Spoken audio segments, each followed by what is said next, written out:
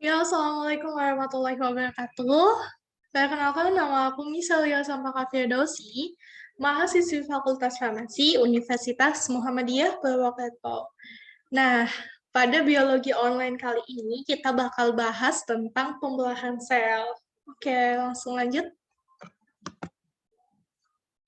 Jadi, pembelahan sel itu apa? Pembelahan sel itu adalah peristiwa yang dimana sebuah sel itu dapat membelah menjadi dua atau lebih menjadi sel baru. Nah, pembelahan sel ini merupakan cara sel untuk memperbanyak diri atau yang disebut dengan reproduksi. Nah, sel sendiri itu adalah bagian terkecil yang menyusun tubuh makhluk hidup.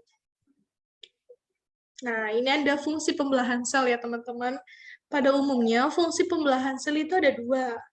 Yang pertama, fungsi pembelahan sel itu pada makhluk hidup uniseluler atau bersel tunggal adalah sebagai cara untuk berkembang biak. Contoh makhluk yang berkembang biak dengan membelah dia itu ada protozoa, ada amuba, dan lain-lain. Kemudian, fungsi pembelahan sel pada makhluk hidup multiseluler atau makhluk hidup bersel banyak adalah sebagai cara untuk memperbanyak sel tubuh sehingga makhluk hidup yang bersangkutan dapat tumbuh dan berkembang gitu teman-teman.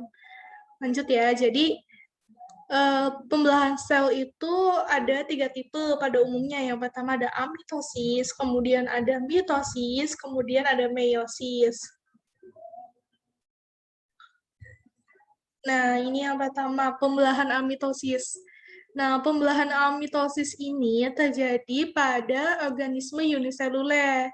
Nih, contoh organisme uniseluler itu ini ya, teman-teman. Gambarnya ada di sini. Kemudian, pembelahan amitosis adalah pembelahan yang spontan, di mana sel langsung membelah menjadi dua.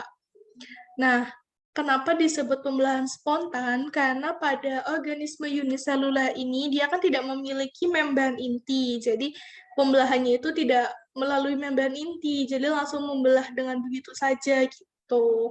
Nah, langkah-langkahnya ini ada kromosom-kromosom pada bakteri atau cyanobacter harus menggandakan dia terlebih dahulu. Caranya adalah dengan menempel ke membran plasma dan melakukan penggandaan yang disebut dengan duplikasi.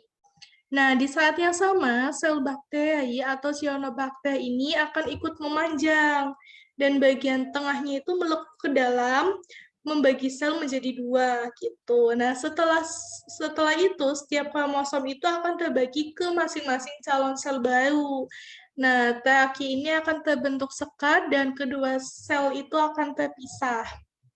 Jadi ini ada sel ya teman-teman.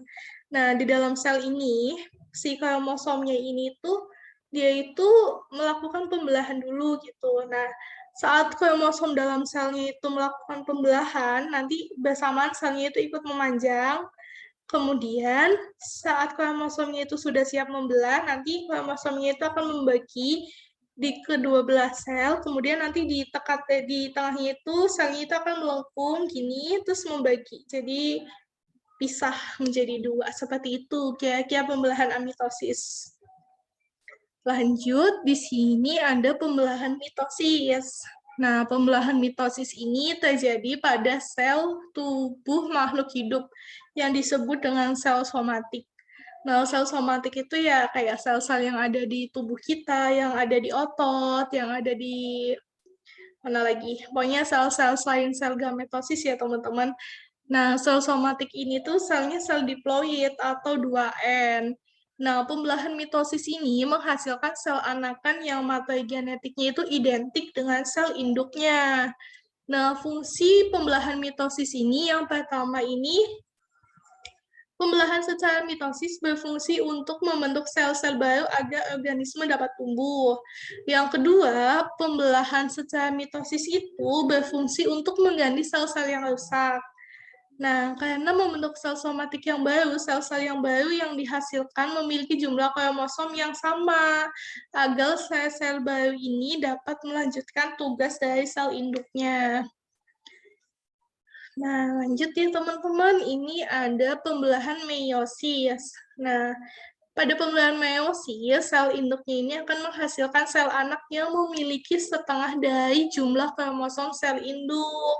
Ini dikarenakan pembelahan meiosis sendiri berfungsi untuk membentuk sel gamet yang bersifat haploid atau hanya memiliki satu set kromosom. Nah, pembelahan meiosis ini, pembelahannya terjadi di sel ovum sama sel sperma ya teman-teman, yang masing-masingnya hanya memiliki 23 kromosom. Nah, sekian penjelasan biologi online pada pagi hari ini. Kurang lebihnya mohon maaf. Wassalamualaikum warahmatullahi wabarakatuh.